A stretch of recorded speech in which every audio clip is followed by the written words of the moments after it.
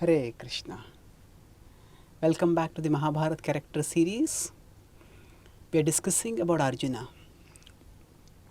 So, Arjuna won the battle at Pandava against all the gods, and then by the grace of Maya, by the gift of Maya and the arrangement of Krishna, Yudhishthira got a magnificent palace. And at that time, actually, Arjuna went in the north, and because the four directions had to be conquered, so Arjuna went in the north, and many different kings he faced. But although all of them fought fiercely, but none of them could stand against him. He overpowered them one by one, and he went right into the Himalayas. And from the Himalayas, there are regions by which one can go to the higher planets. And there he went to the kingdom of the higher beings. And there, those who were guarding him, he said, "Oh Arjuna, as a human being, you cannot go any further.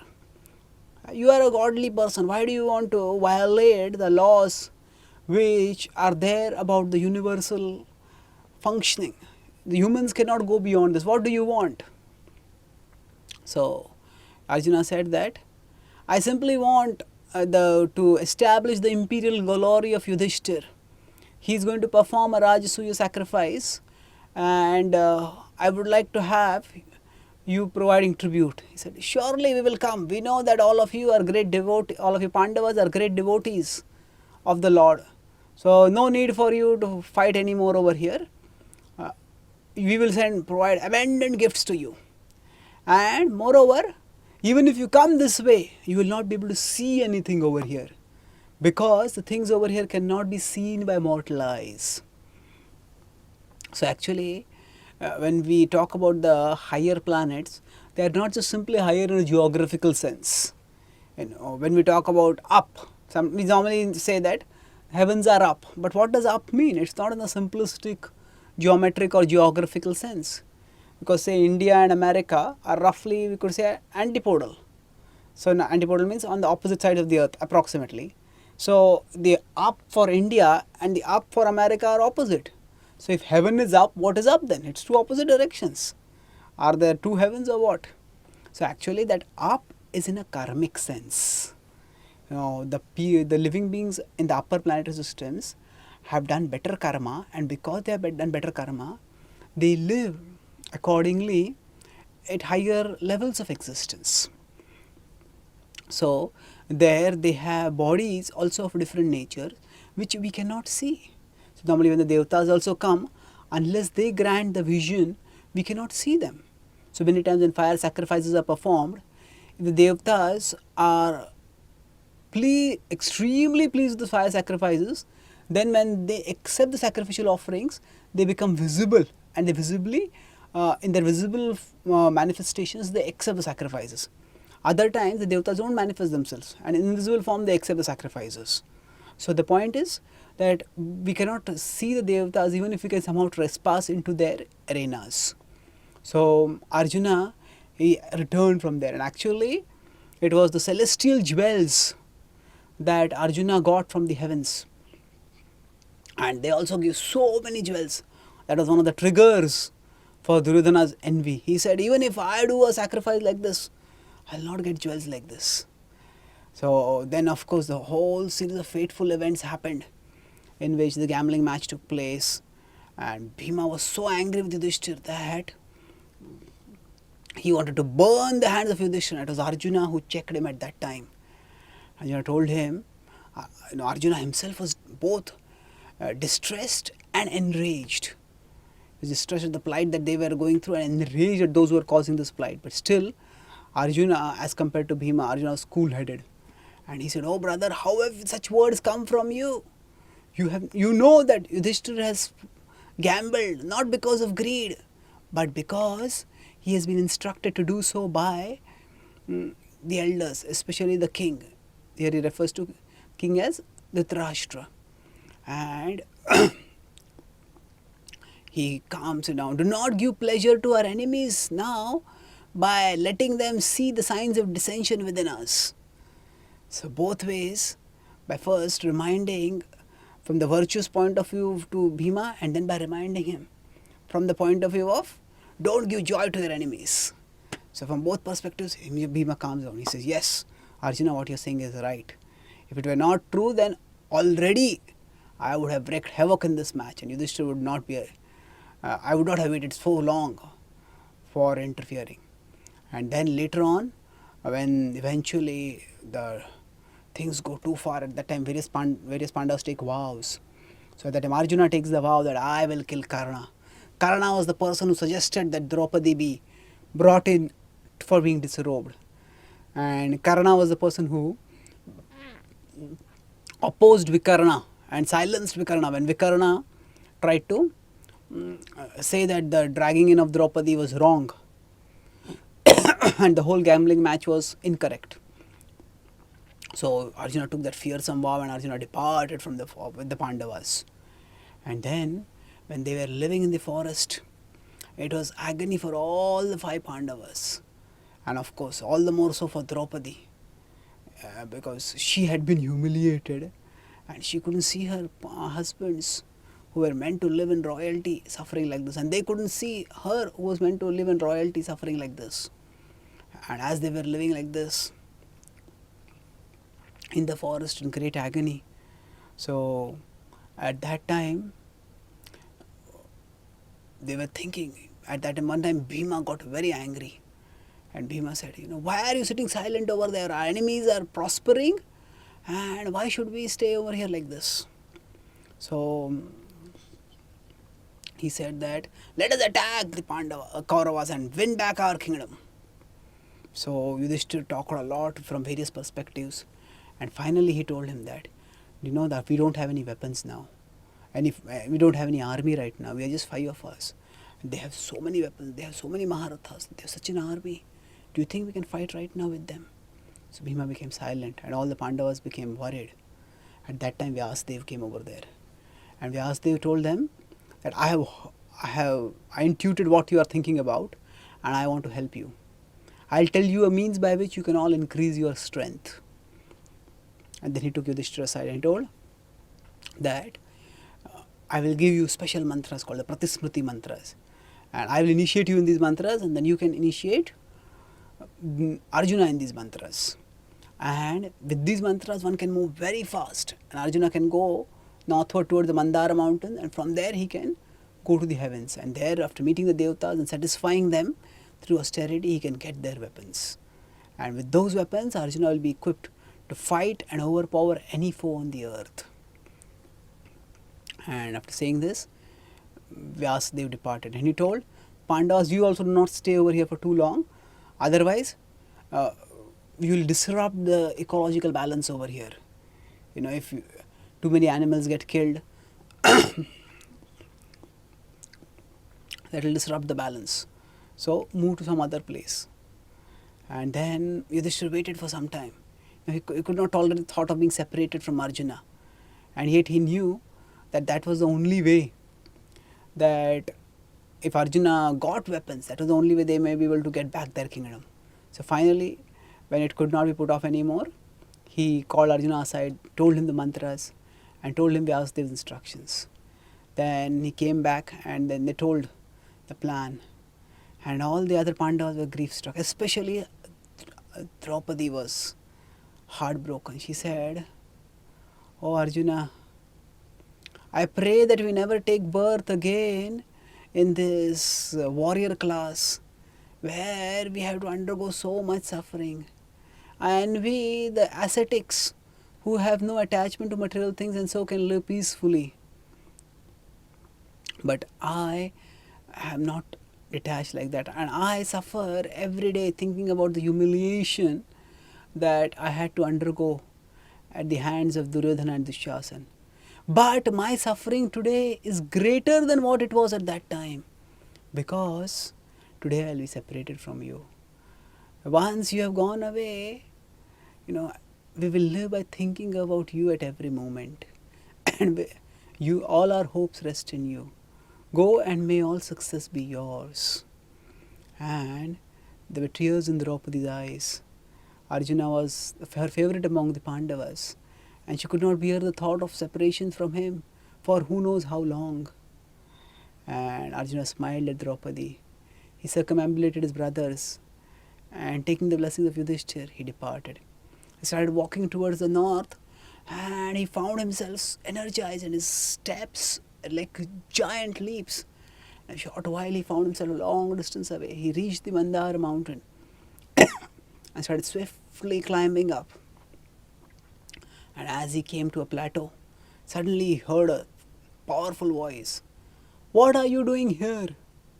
This is a place for ascetics." He turned around and he saw a tawny colored, effulgent Brahmin sitting there in meditation. And his Brahmin said that, "You are obviously from the warrior class. Why have you come here? Anyway, this is a place for meditation and asceticism. Put aside your weapon and sit and meditate over here." And Arjuna said, "I have no intention of ever putting aside my weapons."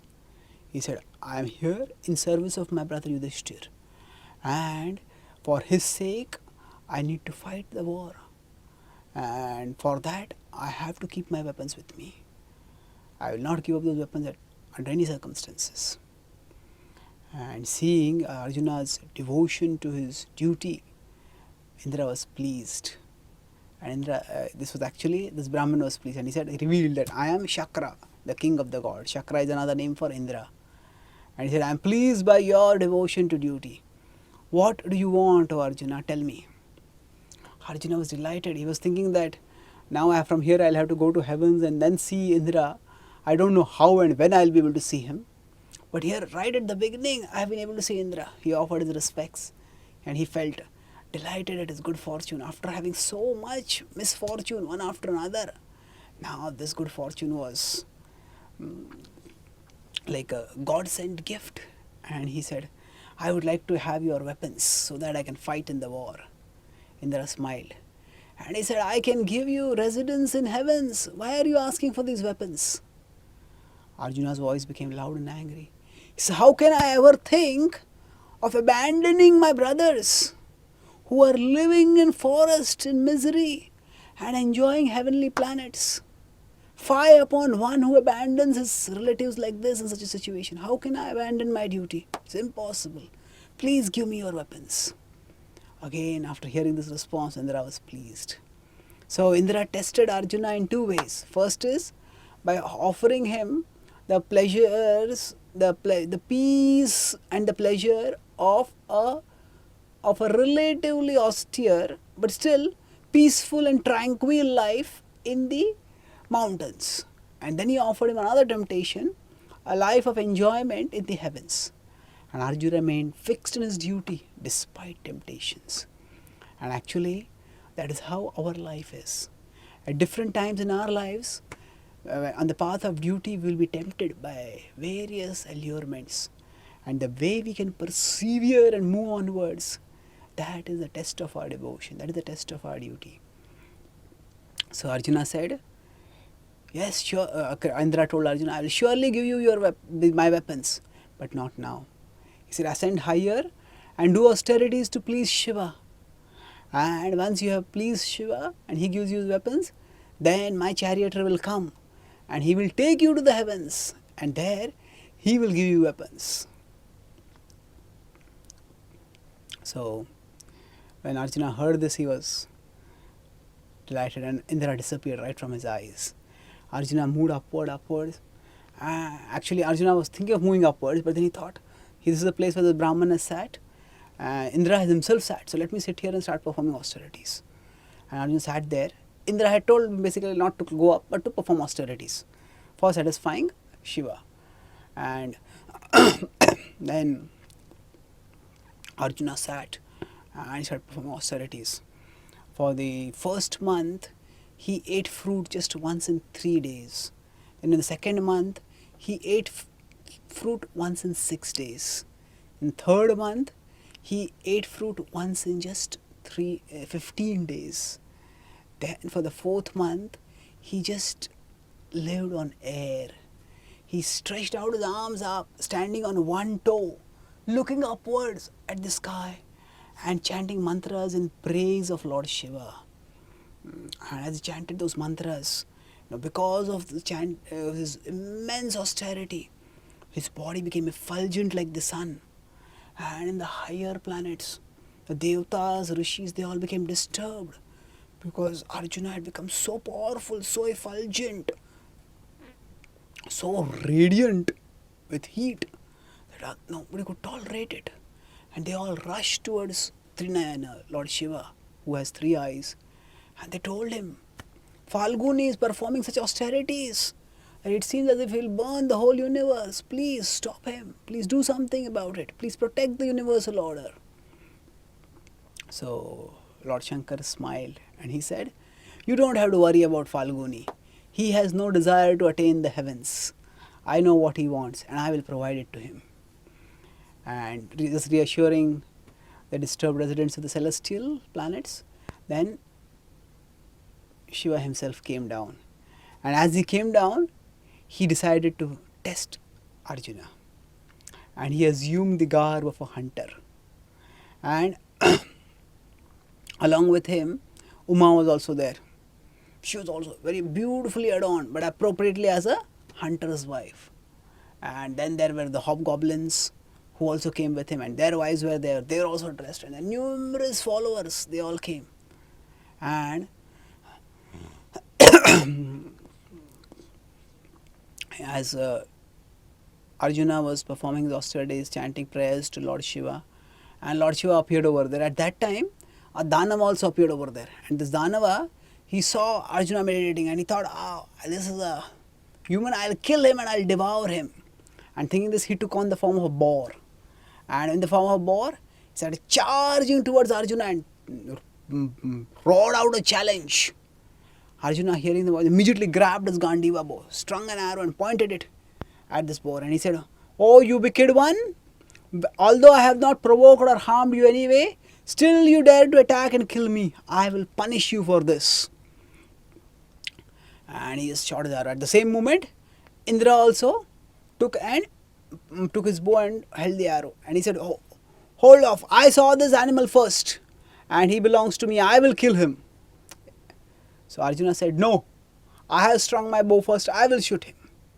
And he belongs to me. And both of them shot, Arjuna shot the arrow at the same moment.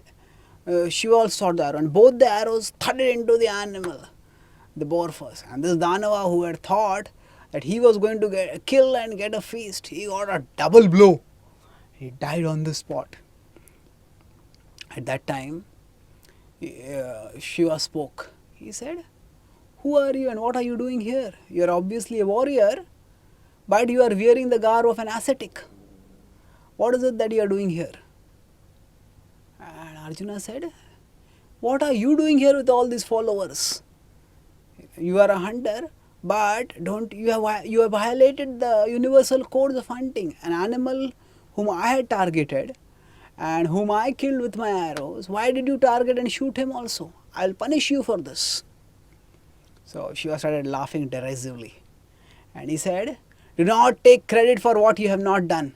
It was I who had pointed my arrow first, and it was I who killed, it was my arrow which killed him. Because you are so insolent, I will punish you for this. And stand and fight, Shiva said. And then Shiva started shooting arrows. Arjuna shot arrows. And the arrows collided. And they kept shooting. Arjuna shot his best arrows. And Shiva counted all of them. Arjuna was amazed. Arjuna took his better and better missiles and trained better and shot better. And although he countered Shiva's weapons, and many of Arjuna's weapons were not countered, they went right to Shiva. But they just disappeared into his body. Arjuna shot hundreds of arrows and they just disappeared into the body of Shiva. Arjuna was stunned. He said, who is this? This cannot be any ordinary hunter. An ordinary hunter will not be able to survive the onslaught of so many arrows with no damage at all. How is that possible? So he thought deeply, and as he was thinking, of course he was not pausing and thinking, he was just shooting arrows. Then he decided, this may even be a Yaksha or a Gandharva, but I will kill him. Unless he is Lord Shiva himself, he will not survive. And he started taking celestial weapons. And he shot all the celestial weapons, one by one by one. And they all went and just disappeared into the body of Shiva. Arjuna was baffled. And as he was shooting, and his weapons were just getting disappearing, and suddenly he looked back, and he saw his quiver, which was meant to be inexhaustible, had suddenly become exhausted. Now the inexhaustible quiver had come from Agni through Varuna. Now Agni and Varuna are both powerful gods, much more powerful than humans, but they are still less powerful than Shiva. So Shiva, while facing Shiva, the inexhaustible quiver no longer remained inexhaustible, it became exhausted. And seeing this, Arjuna was amazed. He says, who is this person? Started thinking, who is this person who has sucked away all my arrows? Not knowing what to do, Arjuna swung around his bow itself, and he charged towards Shiva, and he hurled the bow at Shiva, and the bow just disappeared into Shiva's body. Then he took out his sword, and he swung it, and his sword also disappeared into the body. And then he was amazed. Arjuna was angry as well as fearful. Now Kshatriya doesn't become fearful very easily, but still this was uncanny. How could all his weapons just disappear like this? And then he raised his fists and he hit Shiva, and nothing happened, and both of them started wrestling, pounding each other, best of their ability. Then Shiva caught Arjuna in a grip, and Arjuna was beating, but the grip was overwhelming. And finally Arjuna used all his strength, just broke free. And as Shiva released him, Arjuna fell back, dazed, unable to see. His senses almost lost. He looked up in amazement. Who is this person? I thought, nobody can have such power. Arjuna remembered that he had fought and countered all the gods at Pandava. So this person was definitely not an ordinary hunter. This was not even a god. He must be greater than all the gods. He must be Shiva. And thinking like this, immediately Arjuna withdrew, and he made an image of Shiva, and he put some flowers on it. And as soon as the flowers fell on Lord Shiva, on the image of Lord Shiva, the flowers appeared on the head of this hunter also. Arjuna ran toward the hunter, and he fell headlong and offered obeisances. He said, please forgive me, I did not recognize you. And Shiva got up, and Shiva lifted Arjuna up, and he embraced him. He says, I am pleased with your strength and your valor. He says, they are almost equal to mine. You have no equal in the three worlds, Arjuna. I am pleased with you. Ask for whatever you want. And when he heard this, he said, please give me your Pashupat Astra. And when he asked for the Pashupat Astra, Indra, he smiled, and he said, yes, I will give it to you. This is a weapon which nobody in the three worlds can counter. And it is such a weapon that it can destroy whoever you send it at. But remember, this is a celestial weapon, and it should be used only against celestials. If it is used against lesser beings, then it may even destroy the whole world. And this weapon is such that it can be discharged with the mind. It can be discharged by words. It can be discharged by the bow. And he says, it will be henceforth serving you just as it has served me. And in the Pashupat mantra, personified appeared in front of Shiva, and Shiva handed Pashupat mantra to Arjuna, and seeing the stupendous feat, the celestials cheered, and actually the earth seemed to tremble to see that Arjuna had got this extraordinary power. Actually, when Arjuna had started performing his austerities, at that time the bugles had sounded in the sky and flowers had showered, indicating that he was doing a very auspicious thing which would eventually lead to victory. So as Arjuna received the gift from Lord Shiva, he offered profuse prayers to him. And actually Lord Shiva is another form of Vishnu only, just Vishnu by another name, some small differences there. But just said that Vishnu Sahasranam, similarly in the Mahabharata, there is Shiva Sahasranam also. And Shiva is glorified by 1,000 names. And many of the names of Shiva and Vishnu overlap. So just as milk and curd are non-different. They both come from the same source. And there are just little differences. Some acid is added and some transformation has taken place. So similarly, some Lord Vishnu, when he accepts the mode of ignorance, a little bit, then that is Lord Shiva. He is not just another of the gods. There are many gods, but he's way, way above. And Lord Shiva is repeatedly revealed in the Mahabharata to be extremely powerful. And his power is revealed over here when that Arjuna who had defeated all the gods, he is found to be almost equal to Lord Shiva. So through this, both the glory of Shiva is demonstrated and the glory of Arjuna is also demonstrated. And as Lord Shiva disappeared, suddenly Arjuna saw that all the directions had become illumined. All the directions. And he saw from there, actually the 4 Lokpals came on the horizon. He saw that Kuvera was there, then Yamaraj was there, then Varuna was there, and Indra was there. Arjuna was actually just standing there, and Lord Shiva had appeared in front of him. Lord Shiva had blessed him, and then Lord Shiva had disappeared. And Arjuna was just looking at the spot where Lord Shiva had been standing, amazed, thinking that how blessed he had been to receive the darshan of Shiva, to receive his contact, to receive his blessings in the form of the Pashupatastra. Arjuna had been thinking that just having this Pashupatastra is such a blessing. Even if I cannot use it again in my future war, but just knowing that I have it in my possession will give me so much confidence, will give me so much power. Felt as my victory is certain, he felt like that. And just as he was just dwelling on this good fortune at that time, he got further blessings. He got the vision of the 4 Lokpalas. And they all came and he said, and they all spoke benedictory words to Arjuna. He said, Arjuna, now that you are pleased Lord Shiva, he is the greatest of the gods. Following his blessings, we will all bless you. In fact, you are actually a celestial. You are Nara who has come on earth to do the work of the gods, and we will bless you. And then Varuna took his own pash. It was a Nag pash. It was a noose made of nagas, made of serpents, and it's a special weapon which can bind the strongest of enemies, and it can bind and choke to death. Deadly weapon. So Varuna gave his Nag pash, and then there was Yamaraj. Yamaraj on one side of his was death, another side was time. Both of them were personified. And Yamaraj looked fearsome with them. But Arjuna, of course, knew that he has not come for his death, he has come to bless him. And Arjuna was pleased to see him. And Yamaraj gave him his club. Such a formidable weapon that it could destroy anyone and everyone. The death-dealing club was there. And then Kuvera was there. And Kuvera gave him the Antadhan weapon. A powerful weapon which could just devastate and destroy the greatest of enemies. And Indra was smiling.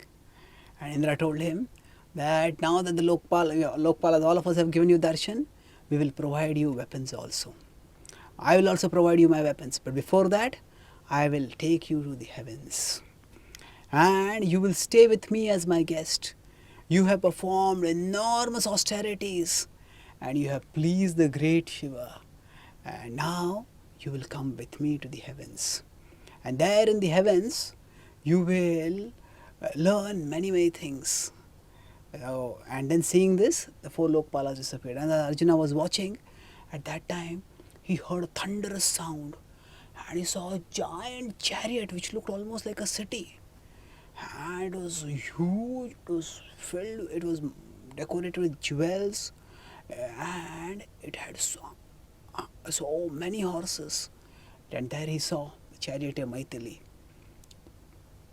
And Maithili said, on the instruction of Indra I have come, and I have come to take you to the heavens.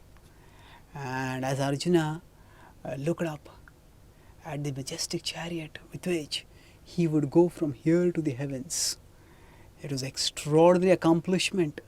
Normally people go to the heavens only after they leave this body and go upwards. But Arjuna was going to go to the heavens in this very body.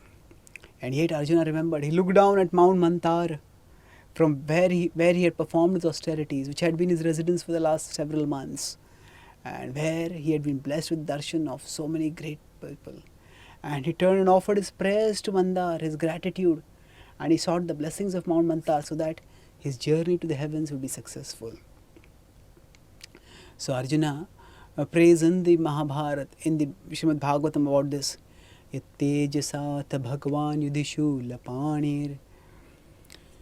Yattejasa, by his power. So although Krishna was not present over here, but Arjuna is remembering that actually it is by Krishna's blessing that I was able to achieve all this. Arjuna doesn't think I performed so much austerity because of which I was able to get all this blessings. He says, Yattejasa ta Bhagavan Yudhishula Panir. So, Bhagavan Yudhishula Panir. Shula Pani is Trishul, Lord Shiva holds. Pani is hand. So that Lord Shiva who holds Trishul in his hand, what did I do? Vismapita sagirjo astramadan nijam me.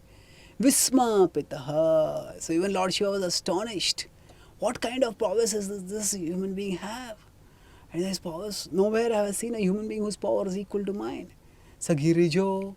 And Girija is his wife, Parvati Devi. She was also there with Shiva, and she was also amazed to see the strength of Arjuna. Visma pitah sagirjo astramadan nijam me. And Nija Astra, Lord Shiva, he gave his Nija Astra, Pashupat Astra to me. Anye picham ham amunai kalevarena. Anye pichaham. And other devatas also gave their weapons to me. And then after that, as if that were not enough, amunai kalevarena. With these, in this very body, what happened? Prapto Mahendra Bhavane Mahadasanardham. Prapto Mahendra Bhavane. Mahendra refers to Lord Indra, the great Indra. In his Bhavane, his abode, Swarga, and even that in his palace, he attained. And not only that, we'll see that Indra actually invited Arjuna to come and sit on his own throne. So Arjuna sat right next to Indra on his own throne. Both of them sat together. Father and son, they sat together on the same throne. Mahadasanardham. Asanardham. The same throne of Indra, which is the throne of the god, of the greatest of the gods, of the administrative gods. Arjuna said, I went to this in the same body and attained that. And in fact, this was one of the things which struck terror in the heart of Dhritarashtra. He said, when he heard that Indra, that actually Arjuna in this very body has gone to heavens, he said, what kind of person is this? What kind of power does he have? And what hope is there for me and my sons in fighting against them? Such is the glory of Arjuna.